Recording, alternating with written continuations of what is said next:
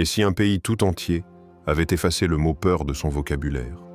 Ni les éclats d'obus, ni les menaces de missiles, ni même le spectre d'un blocus économique total. Rien ne semble ébranler ses dirigeants ni ses habitants. Aujourd'hui, l'Iran se dresse face à deux superpuissances, Israël et les États-Unis, comme un roc au milieu de la tempête. L'image est saisissante. Dans les eaux stratégiques du golfe Persique, des navires de guerre américains tracent leur sillage. Les satellites scrutent chaque base, chaque mouvement de troupes.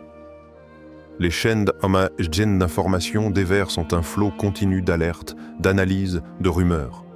Et pourtant, à Téhéran, les déclarations se succèdent, implacables. Nous sommes prêts à tous les scénarios. Cette assurance choque, intrigue, dérange. Comment un pays soumis depuis des décennies à des sanctions écrasantes, cerné par des ennemis déclarés, peut-il défier ouvertement deux armées parmi les plus puissantes du monde? Ce n'est pas seulement une bravade diplomatique. C'est une posture qui s'enracine dans quelque chose de plus profond. Un sentiment collectif que l'histoire est en marche, que ce moment a été écrit bien avant qu'il n'arrive. Dans les ruelles de Téhéran, comme dans les villes saintes, certains murmurent que ce face-à-face n'est pas seulement une question de territoire ou d'influence. Ils parlent de signes anciens, de prédictions, de textes sacrés. Pour eux, cette confrontation dépasse les cartes militaires. Elle s'inscrit dans le récit divin, dans un chapitre que Dieu seul a décidé d'ouvrir. Et si, derrière les manœuvres militaires, se cachait une lutte invisible, une bataille où la force ne se mesure pas seulement en chars et en drones, mais en conviction et en foi. L'étincelle qui met le feu, le Moyen-Orient, est une poudrière. Et cette semaine, l'étincelle a jailli. Tout commence par un mouvement presque invisible pour l'œil non averti, un renforcement naval américain dans le golfe Persique. Porte-avions, destroyers, frégates. L'arsenal est impressionnant. Dans les airs, des escadrons entiers de chasseurs F-35 patrouillent. Les radars balayent le ciel jour et nuit. Chaque onde, chaque signal est analysé. En réponse, l'Iran déploie ses propres cartes. Des manœuvres militaires spectaculaires, des tirs de missiles balistiques en pleine mer.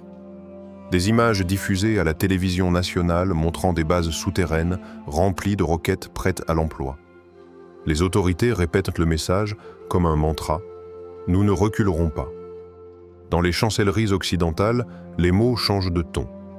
On ne parle plus de simples tensions, mais de risques d'escalade directe. Les analystes évoquent des lignes rouges franchies, des points de non-retour approchés. Les réseaux sociaux s'embrasent, mélangeant images réelles, propagande et rumeurs. Pourtant, sur le sol iranien, la population semble étrangement calme. Dans les marchés de Téhéran, on négocie les prix comme si de rien n'était. Dans les mosquées, on récite les prières du vendredi avec ferveur.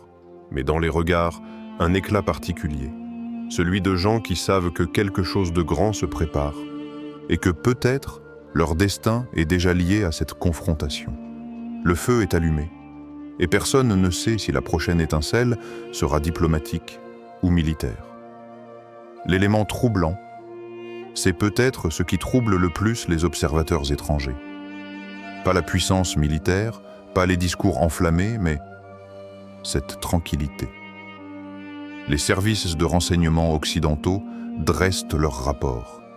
L'Iran aurait renforcé ses liens avec plusieurs puissances asiatiques, signé des accords secrets de coopération militaire et perfectionné des missiles capables d'atteindre n'importe quelle base ennemie dans un rayon de plusieurs milliers de kilomètres. Les images satellites montrent des zones industrielles en activité 24h/24, des convois militaires circulant de nuit, des cargos accostant discrètement dans des ports stratégiques. Et pourtant, quand on marche dans les rues de Téhéran, d'Ispahan ou de Mashhad, rien ne traduit la panique qu'on pourrait attendre d'un pays au bord d'un affrontement majeur. Les bazars bruissent de négociations, les enfants jouent au football dans les ruelles, les familles pique-niquent dans les parcs. Ce n'est pas l'insouciance, c'est autre chose. Les visages ne sont pas tendus, les regards ne fuient pas. Il y a, dans cette attitude, un message silencieux. Nous avons déjà accepté ce qui doit venir. Dans les cafés, on parle politique, bien sûr.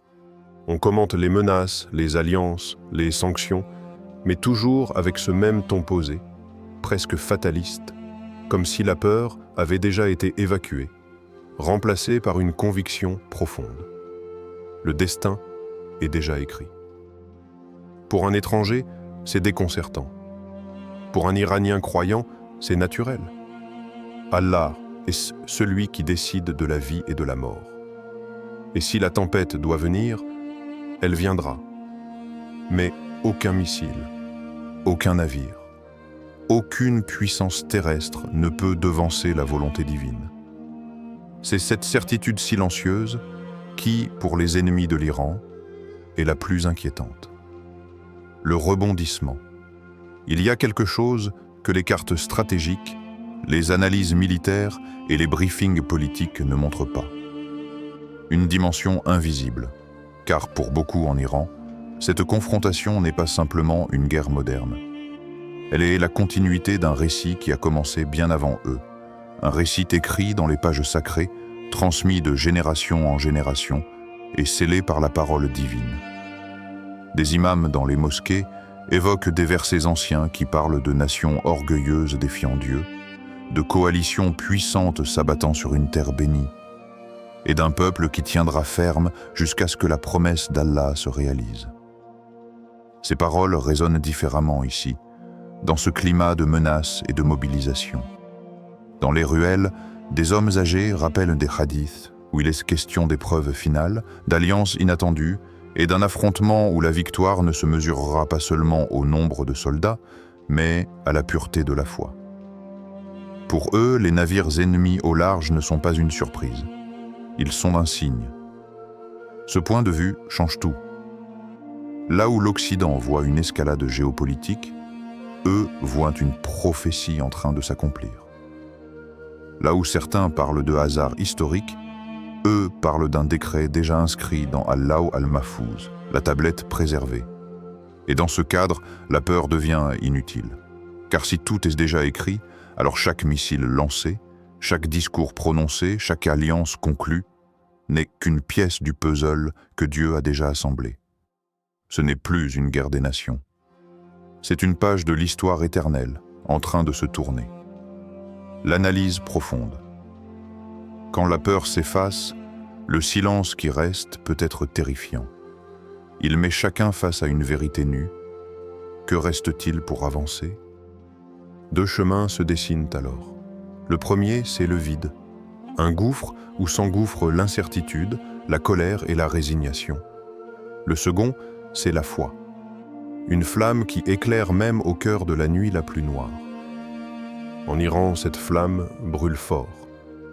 Dans les prières du matin, dans les chants récités avant l'aube, dans les paroles des anciens, elle se transmet comme un héritage précieux. Ici, on croit que celui qui marche dans le décret d'Allah est invincible, non pas parce qu'il ne tombera jamais, mais parce qu'il ne sera jamais brisé. Cette conviction change la nature même du combat. Pour d'autres nations, la guerre est une question de calcul. Combien d'armes, combien d'hommes, combien de chances de victoire? Pour eux, c'est une épreuve de croyance. Chaque missile ennemi devient un test de patience. Chaque sanction économique devient un exercice de persévérance.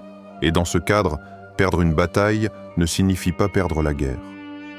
Car la victoire ultime ne se mesure pas dans un traité signé ou un territoire gagné, mais dans la fidélité à la mission que Dieu a confiée.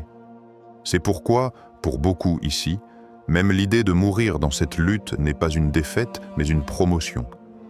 Le passage à une vie meilleure, promise à ceux qui tiennent bon.